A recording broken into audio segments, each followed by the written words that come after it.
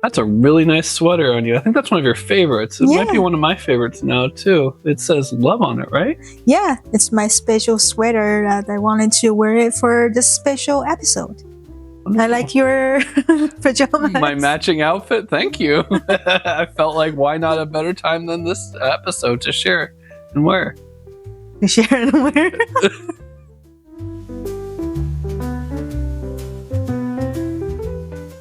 Hi, I'm Ariel. And I'm Adam. Welcome to Broccoli Universe. You're watching Nightcap with the Broccolis. We're at the end of the day again. It's another day of busy work and life. So how's everything going in your world? Everything's good. I'm glad the day's over, though. How about yourself? Yeah, me too. Now it's almost 9:30 and we're going to talk something near and dear to our hearts today. And what do you think? I think it's great. I think we should talk about today's topic about our fertility journey. How about yourself? Yeah, let's do that. Okay. So I know this is a little bit of a hard topic, and sometimes we may have to show a little bit of vulnerability. Yeah. So hopefully I'm not going to cry. So our baby is sleeping, and hopefully she doesn't wake up. Yeah. In our last episode, we talked about how we met. And today we're going to talk about how we started a family. So back in May 2021, when we got married, I think we both were ready to have a family. Yeah. At that time, I was a bit older. I think I was 38. You were going on 39? No, I was actually 37. Because I got pregnant when I was 38. Yeah. So when we first started thinking about starting a family, I was already 37. After 35, it's pretty well known that the chance of getting pregnant is declining. The men too, I would say. It's our sperm count decreases, and we have to keep up with it, at least when we're over 40. In the late 30s. And that time you were 36. Yeah. And we both were at the age where getting pregnant is not as easy as people are in their 20s or early 30s. By the end of 2021, we started seriously considering become parents. So I think we had really tried for about 4 to 5 months. I would say a good 4 to 5 months sounds about right. Yeah. And as we get older, we were like, we don't really have much time to waste. Yeah. So we started to explore other options. I found out that my job offers fertility support. So I reached out to HR and got some information about it. I was like, wow, look at this. We should, totally try it out and just at least get some, free consultation or some kind of information from the clinics just to see what options we have out there. So what do you think that really helped? I do. I really do feel it helped because we did try and we were feeling down about the process, that it wasn't going in our favor. And then it was like a miracle came and said, your job offered this this form of fertility help. And I didn't really understand the different forms, the IUI or IVF. I'd learned about it in school, but I didn't really know the process and what it took. And we attended a free webinar, I think it was, or a seminar. Yeah. And what was amazing about it is it taught me more about what both IUI and IVF were. And it was kind of an eye-opener because it's always been a taboo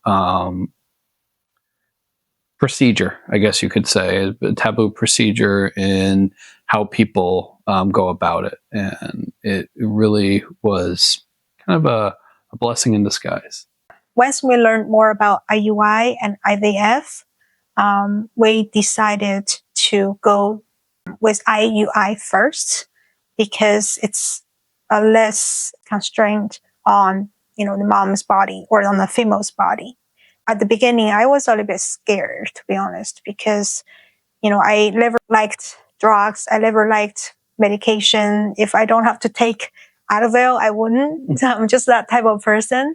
Now we're talking about, injection hormones or taking meds that are forcing our body to do something that's completely unnatural.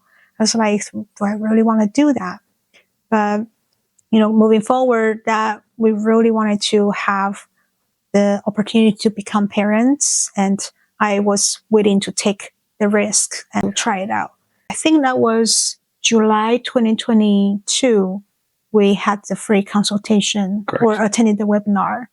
And by August 2022, we reached out to the fertility clinic and really started to look into options. So that was a whole process. Like, do you remember how many times we went to the clinic?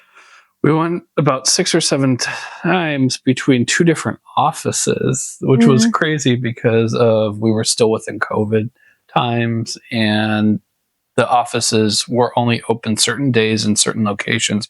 So we had to travel to go to the 2 different offices, but kind of gave us a chance to also get out of the house during COVID and spend the day out. There's a lot, the procedure and the blood work kind of brought it down a little, but I felt doing stuff afterwards was it was good for us, and it was good to be out of the house in that sense.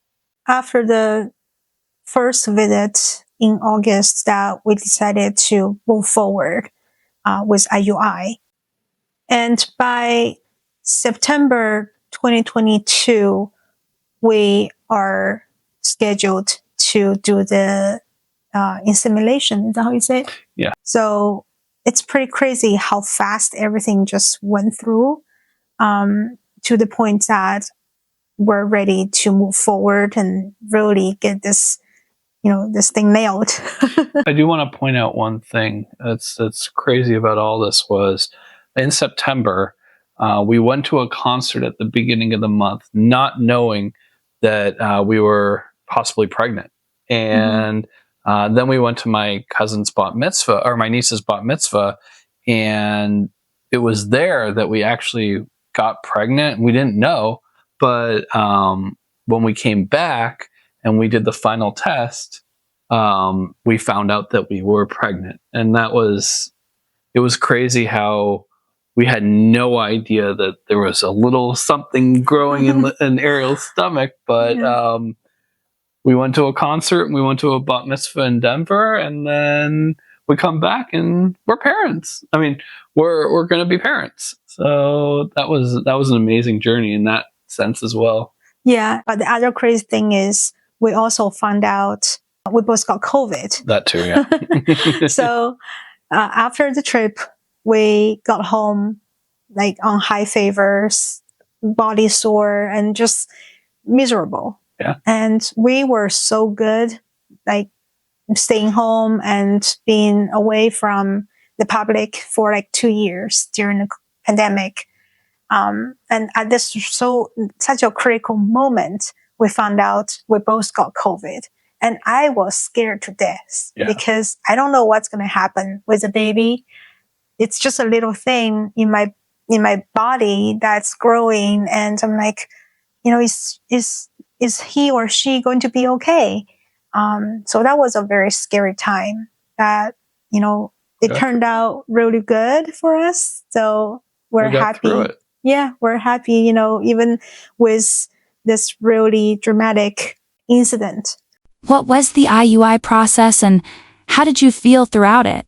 We're not doctors. We're not medical professionals. So this is not any, advice or anything. We're only talking about our journey and our experience. Hope you find that helpful in a way. But here's the process we had. At the very beginning, after the consultation, when we decided to move forward with IUI, the first thing the doctors have done was, draw blood, just to making sure that everything looks good. They view my medical history, making sure I'm healthy enough. Especially I'm considered as a high risk female at age 37 at that time. So there's just a lot of work has to be done before the doctor agrees that we can move forward with the procedure. There's blood work, there's ultrasound that to make sure there's nothing going on with my ovaries and uterus. There's also semen analysis that was performed on you to make sure you are healthy enough. And my swimmers are good. Yeah, right. Once everything, has gone through with flying colors, we next step is to monitor ovulation. Ovulation is something that most people know. For women, we only release one egg per month. In order to increase the chance to have our body release more eggs, I was given more oral medications to take that will increase the chance of pregnancy. Mm-hmm. And the next step is to have a trigger shot. It's a shot you have to inject into the belly part next to the belly button. Normally, the trigger shot was given about 36 hours before the IUI procedure to increase the best chance possible. And then the next part is the fun part for you. Yeah. We get scheduled to go to the clinic. Mm-hmm. And we basically went in, I think it's in the morning in San Francisco. And you were brought to a room. Yep. To do your thing. Yep. And get your swimmers and soldiers out. Yep. I had to do my deed into a cup and then provide it to them. And then after they washed it, that's when they injected it into you, correct? Right. In a separate room, in the same clinic, but it was just a whole different area. And I wasn't allowed. I was waiting in the waiting room the whole time. I remember I was being asked to sit in the chair while the doctor was holding a tube of your Simmons, and it says, "Can you please confirm this is your name? And can you confirm this is your partner's name?" So I was like, yes. And I couldn't believe that's going to happen at the moment. It was such an unreal experience. The insemination was pretty quick. I think the whole procedure lasted for about 5 to 10 minutes maximum. Oh, wow, that's short? Okay. Yeah, it was really short. So basically, the doctor was using a tube, went directly into the uterus and to inject the semen. So basically, it's getting as close as possible to the egg. After that, I was asked to just lay in the chair. I think it was a total about 15 to 20 minutes. In that 15 to 20 minutes, I was just laying there praying to the universe, to all the gods out there, to all the higher powers. I was telling them what I want. I told them very specific. I wanted a girl. That's something we both wanted from the get-go. That's too. Right. We wanted a girl.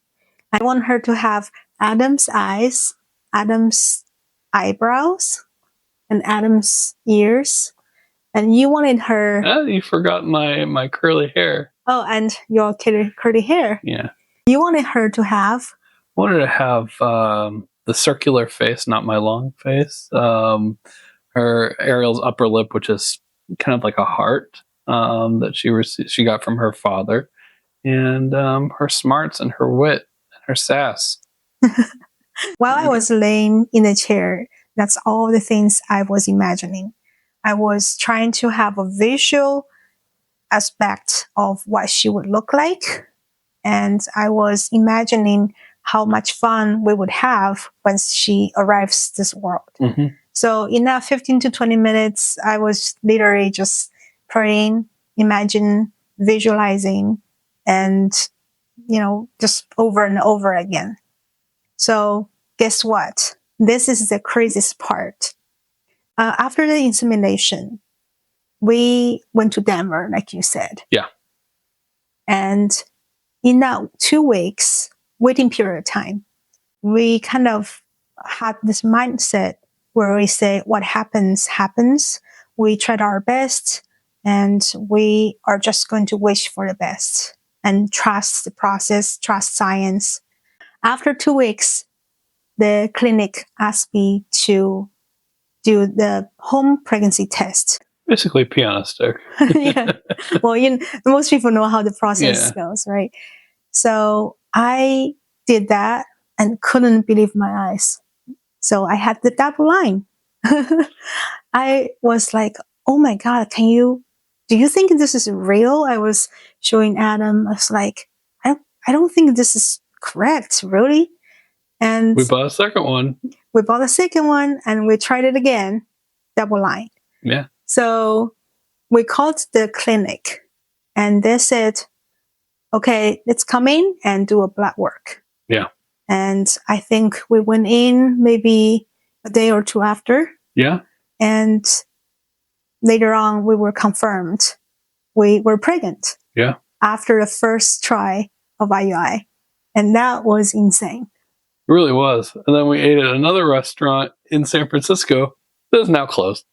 Just like the other restaurant. Why do we need to mention that anyways? Otherwise, all of the restaurants are going to be like, don't let them come in. How did you prepare for pregnancy? We're both very healthy, very active lifestyle people. We started taking 1 to 2 walks a day once COVID hit, and we continued on that route. We turned it into 3 to 4. And the fact is we continue to work out. We continue to eat healthy. We both cook. We both like to be in the kitchen.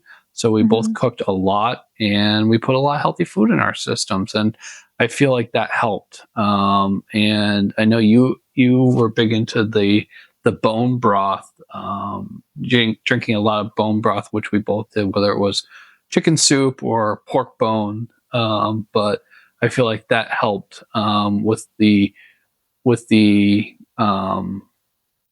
possibility of being pregnant.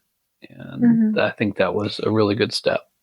Yeah, for sure. Like being healthy, eating well, mindfulness. I think that's another thing, right? Yoga. We did yoga. So because we were stuck in the house all the time during the pandemic, so we really tried to practice mindfulness. I think I did more yoga than you did. Yeah.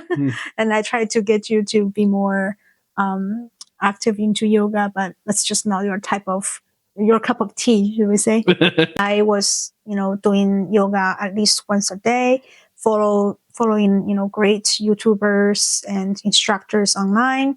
There was just a lot of resources for us to engage during that time.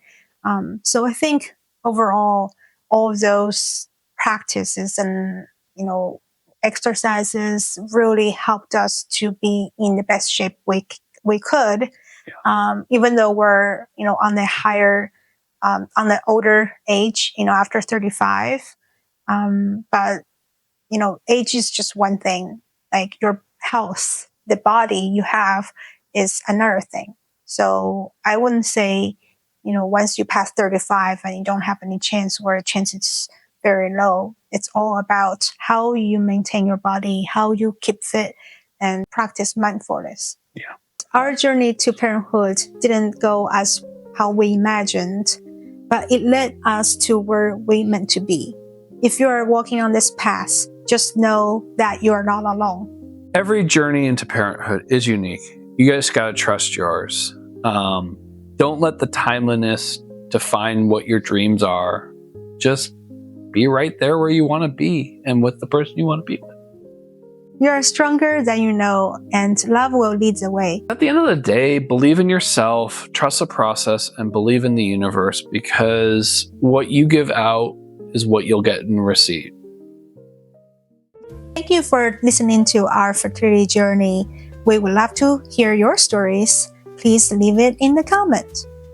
We have many more stories to share with you, so please like and subscribe below. And let's cheers to hopes and dreams. Cheers. Cheers.